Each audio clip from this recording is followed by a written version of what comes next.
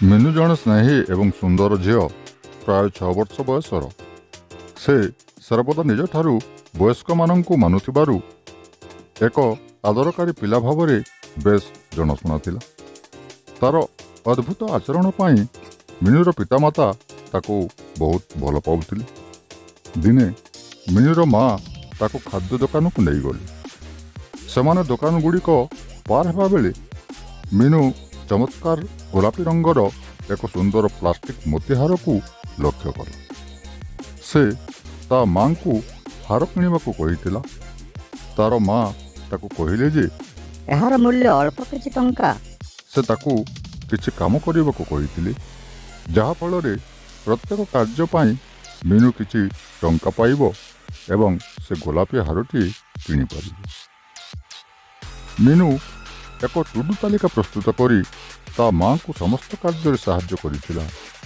ତା ମା ବହୁତ ଖୁସି ଥିଲେ ଏବଂ ସେ ଗୋଲାପୀ ହାର କିଣିବା ପାଇଁ ପର୍ଯ୍ୟାପ୍ତ ଅର୍ଥ ଦେଇଥିଲେ। ମିନୁ ଖୁସିରେ ହାରଟି କିଣିଥିଲା ଏବଂ ଗାଧୋଇବା ବ୍ୟତୀତ ପ୍ରତ୍ୟେକ ଥର ଏହାକୁ ପିନ୍ଧିଥିଲା। ତା ମା କହିଛନ୍ତି ଯେ ତାର ବେକ ଗୋଲାପୀ ହୋଇଯିବ ଏବଂ ମୋତି ଯଦି ଗାଧୋଇବା ବେଳେ ଏହାକୁ ପିନ୍ଧନ୍ତି ତେବେ ଉଜ୍ଜ୍ୱଳତାକୁ ହରାଇ ବସିବ। କିନ୍ତୁ ଅନ୍ୟ ସମସ୍ତ ସମୟରେ ମିନୁ ଶୋଇବା ସମୟରେ ମଧ୍ୟ ଏହାକୁ ପିନ୍ଧିଥିଲା। ମିନୁର ବାପା ତାର ଶୋଇବା ସମୟରେ କିଛି କାହାଣୀ ବାରମ୍ବାର କହୁଥିଲେ। ଗୋଟିଏ ରାତିରେ ଏକ କାହାଣୀ ସମାପ୍ତ କରିବା ପରେ ତା ବାପା ପଚାରିଥିଲେ ଯେ ସେ ତାଙ୍କୁ କେତେ ଭଲ ପାଏ। ମିନୁ ଉତ୍ତର ଦେଲା, ତୁମେ ଜାଣିଛ ମୁଁ ତୁମକୁ କେତେ ଭଲ ପାଏ? ବାପା ପଚାରିଲେ, ମିନୁ, ଦୟାକରି ମୋତେ ତୁମର ମୋତିହାର ଦିଅ।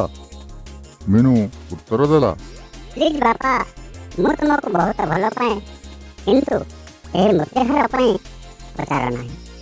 ମୁଁ ଗୋଲାପୀ ବାର୍ବି ଦେବି, ଯାହା ତୁମେ ମୋତେ 1 ମାସ ପୂର୍ବରୁ କିଣି ଦେଇଥିଲ। ବାପା ଉତ୍ତର ଦେଲେ, ଭଲ, ବହୁତ ଭଲ ପ୍ରିୟତମ।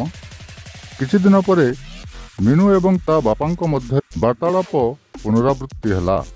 ପୁନଶ୍ଚ ମିନୁ ତାର ମୋତିହାର ଦେବାକୁ ମନା କରିଦେଲା ଏବଂ ତା ବଦଳରେ ବାପାଙ୍କୁ ତାର ଗୃହପାଳିତ ପଶୁ ନେବାକୁ କହିଥିଲା।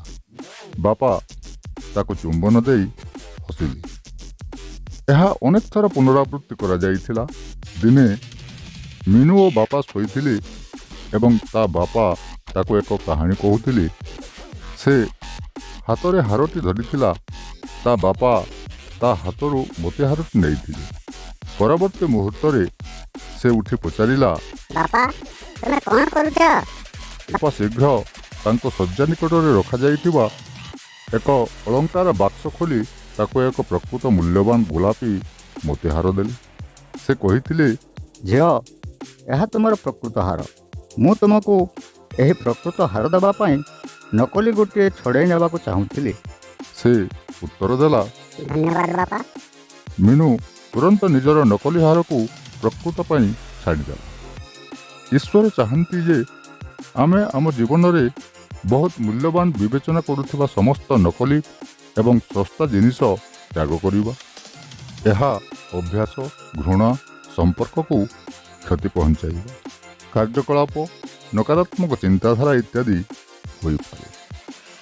ଯଦି ଆପଣମାନଙ୍କୁ ଆମର ଭିଡ଼ିଓଟି ଭଲ ଲାଗିଥାଏ ତେବେ ସେୟାର, କମେଣ୍ଟ ଓ ସବସ୍କ୍ରାଇବ୍ କରିବାକୁ ଭୁଲିବେ ନାହିଁ। ଧନ୍ୟବାଦ।